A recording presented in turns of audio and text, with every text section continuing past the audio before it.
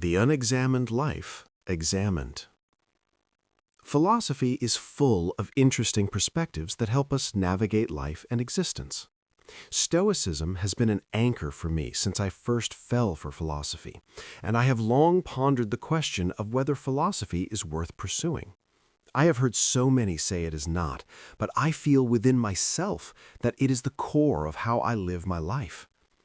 Above all, Stoicism is about finding peace and balance in life by realizing the difference between what we can control, what we can influence, and what we have no power over. When we realize this distinction, it becomes simpler to focus on what matters, our own choices that take place in the present moment. The past is gone, the future is yet to come, and therefore neither exists. The only thing that exists is the present, and only in the present can we choose by enacting what we want. Stoics are practical philosophers who examine everyday problems and apply reason to understand what we can do about them.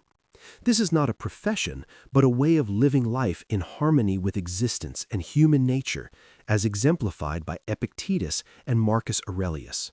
One of them was a slave and the other an emperor. Both were Stoics. The Stoic approach has much in common with cognitive behavioral therapy, or CBT, as both emphasize how thoughts and behavior affect our well-being.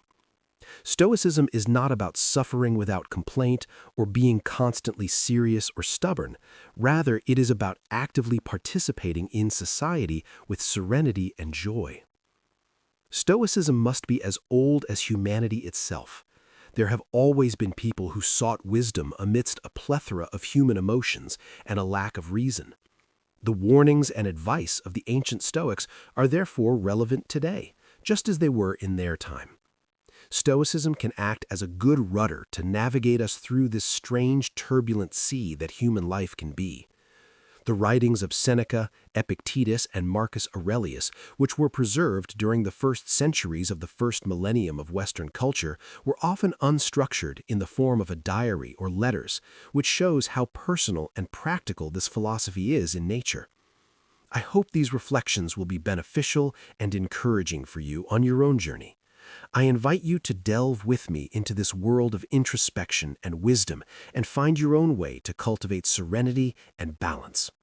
Take care and live a good life.